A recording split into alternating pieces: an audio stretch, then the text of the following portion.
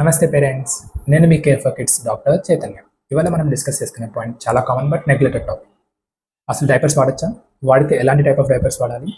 అవి వాడటం వల్ల ఏమైనా సైడ్ ఎఫెక్ట్స్ ఉంటాయి? సో ఫస్ట్ది డిస్పోజబుల్ డైపర్స్. ఇవి వెరీ ఈజీ టు యూస్. దీంట్లో సోడియం పాలియాక్రిలేట్ అనే సబ్స్టెన్స్ ఉండటం వల్ల సూపర్ అబ్జార్బెంట్గా యాక్ట్ చేసి మోస్ట్ ఆఫ్ ద టైం డ్రైగా ఉంచడానికి చూస్తాయి. Easy to dispose also. కాకపోతే వన్స్ డిస్పోజ్ చేశాక డిగ్రేడ్ అవ్వడానికి 500 to 1000 years టైం పడుతుంది. సో దానివల్ల ఎన్విరాన్మెంటల్ హజార్డ్ ఇష్యూస్ ఉంటాయి. And second type is your modern cloth diapers. దీంట్లో అబ్జర్బెంట్ కోసం వాళ్ళు cotton, bamboo, charcoal bamboo blends, మైక్రోఫైబర్స్ ఇలాంటివి వాడతారు. సో దీనివల్ల హార్మ్ఫుల్ ఎఫెక్ట్స్ ఏమీ ఉండవు.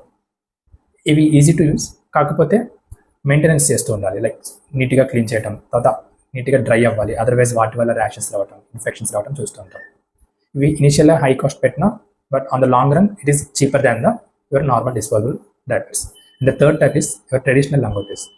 ఇవి వెరీ ఈజీ టు యూస్, కాకపోతే వెంటనే చేంజ్ చేస్తుండాలి. తడిచినా కానీ మోషన్ ప్రాసెస్ ఇమీడియట్గా చేంజ్ చేస్తుండాలి.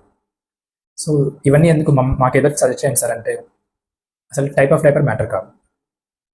మనం ఎంత నీట్గా వాడుతున్నాం, ఎంత హైజీనిక్గా వాడుతున్నాం, తడిచిన వెంటనే చేంజ్ చేస్తున్నామా, ఇవన్నీ మ్యాటర్స్. ఇవన్నీ మనం చూసుకుంటే ర్యాషెస్ కానీ ఇన్ఫెక్షన్స్ కానీ ఏమీ రావు. సో నన్ను సజెస్ట్ చేయమంటే మార్నింగ్స్ జనరల్గా cloth diapers better, either your traditional or modern cloth diapers. Night time your disposable diapers are better. Traveling అప్పుడు కూడా డిస్పోజబుల్ డైపర్స్ బెటర్. వీటిలో ఏది సెలెక్ట్ చేసుకోవాలి అంటే జనరల్గా క్లోరిన్ ఫ్రీ ఉండాలి. అది ఎలిమెంటల్ క్లోరిన్ ఫ్రీ కానీ టోటల్ క్లోరిన్ ఫ్రీ కానీ. టోటల్ క్లోరిన్ ఫ్రీ అయితే బెటర్. అండ్ ఫ్రేగ్రెన్సెస్ ఏమీ ఉండకూడదు. ఇవే మోస్ట్ ఆఫ్ ద టైం ఇరిటెంట్గా యాక్ట్ చేస్తాయి. Thank you.